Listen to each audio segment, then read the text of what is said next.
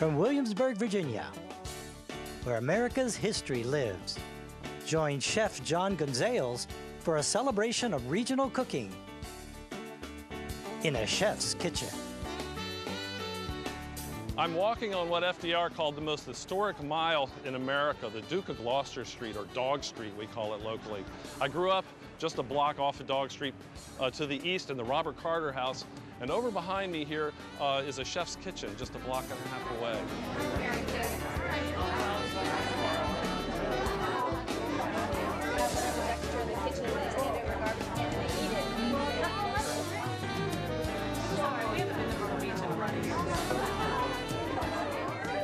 The final moments before the guests arrive, I guess like anybody having a party, got a few last touches to do on these things and we'll let them in. We're using all 3 different colors that were available in the market. Cut them in a long strip first. You want them all pretty much the same size so they cook quickly. I'm going to dice this by going through this once, twice, 3 times, maybe 4. Then we're going to follow the natural grain or the lines of the onion, but we've kept everything intact back here, so now I can simply go straight across.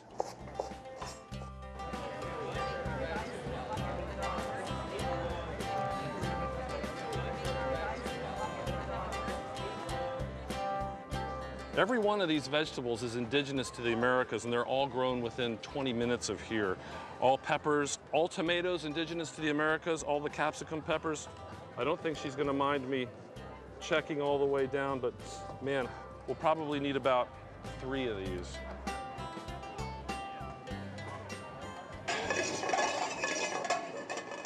Right when this oil reaches its smoke point, a little beyond, right about there, because I want a really hot searing saute on this.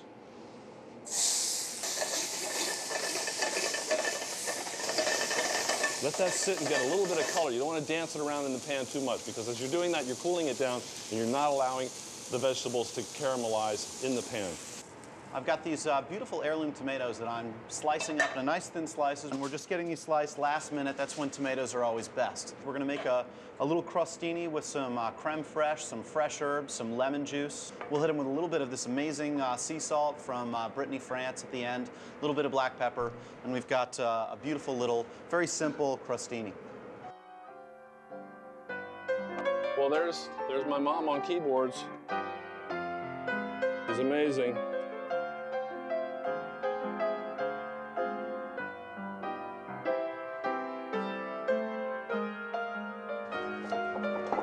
Watch the eyeballs. Here we go.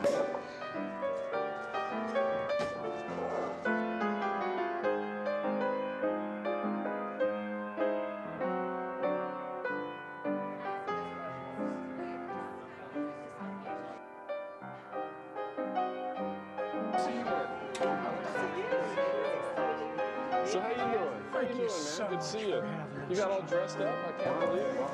Have some bubbly. Thank you. Enjoy. We call it for happy half hour. So right here. These heirloom tomatoes I got at the farmer's market this These come morning. from the farmer's market? No? Yeah. Yeah. That's what they call This heirloom? morning. Heirloom? Yeah, some of them.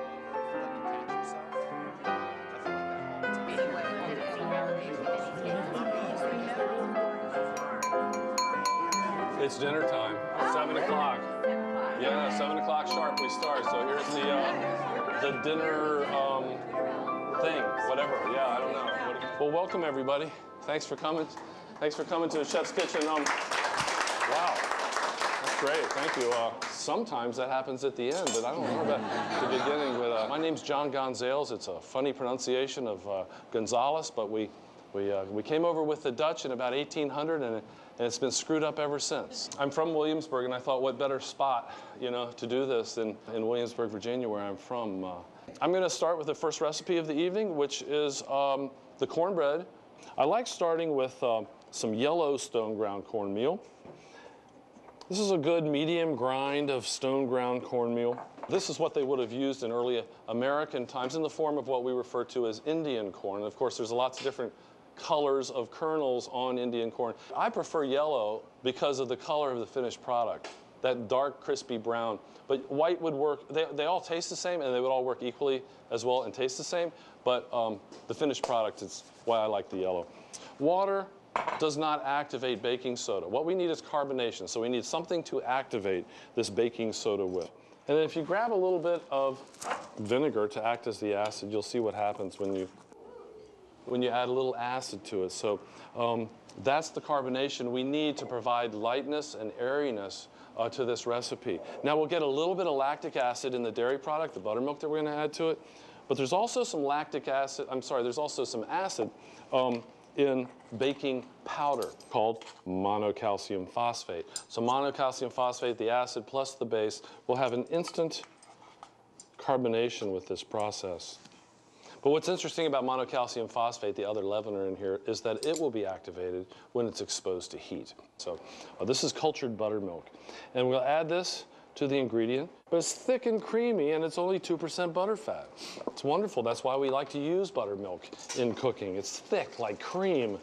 Now I'm going to get out these 2 cast iron skillets that are preheated to 450 degrees. Very important. This is the longest part of this recipe. It's an incredibly fast recipe if you're not talking to a bunch of people about it. And I'll try to divvy this up evenly. And I think we got a good head start on this, seeing how hot this bowl was. Get this in here like that. And there's our 2 cast iron skillets back in the 450 degree oven. I saved a couple crabs to show you all from the farmer's market earlier today. Good morning, Chef John. How are you? I like to give them a little tickle. That way I can see which ones are the softest and also which ones jump to attention. Oh, you've chosen man. a male. Yeah. Oh, yes. The male, which is the symbol of the Washington Monument. It seems to be a little meatier than the female, who has the Capitol building shape on the bottom, because the Capitol building always tells Washington what to do. Oh, yeah. I heard that. That's great. Actually, I'm doing a menu, and I need male, so they're a little bit bigger, typically, the lumps, and I want jumbo lump crab meat. So at the end of this little swimmer fin, this is where I'll be pulling all the jumbo lump crab meat from. This, right at the end of these guys, is where all the big lumps are. These crabs are from the York River, which is only about 12 miles from here. We're right here in the peninsula in Williamsburg, Virginia. This is the land of crabs and corn right here. And we take the back off of the crab here, clean up a little bit of the middle here. These little lines here are called the dead men locally. They're kind of the lungs or gills, and you take those out. They're very bitter. You want to make sure they don't get mixed up with the meat, right? I take the claws off here, and then I'll do them separately. I'll just concentrate on nothing but claws. But here's the body of the crab, and with your thumb right where on the bottom there, you crack back and down the middle. Now, this is the part, this paddle, this swimmer right here, this is where the crab develops very large muscles because it's always moving. And right here at the end of that little paddle is the jumbo lump of crab meat. So that's the only part I really want. Lesser lump comes from the lesser claws, but the jumbo lump comes at the end of this guy. And when you're at a crab party, take this part, right, and pass the rest down to everybody else. And this is the jumbo lump that we pulled out of all those crabs we bought this morning at the market. Now, I'm gonna fold this. I don't wanna break up, you spend all this money for jumbo lump, or you go to all that trouble to actually pick your own. You don't wanna start smashing this recipe up. You're gonna fold so you actually have some wonderful lumps still intact there.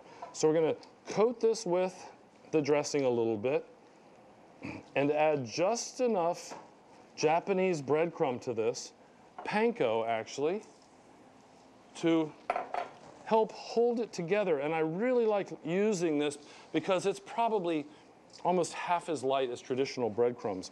And when you hear these recipes about, oh, I had crab cakes with no filler, well, there's always something in there that helps bind it. It's kind of like meatloaf or all these other recipes. I mentioned Julia Child a couple times, but this wonderful quote of hers, if it grows together, it goes together. And these are local Chesapeake Bay crabs, all bell peppers, capsicum peppers, jalapeno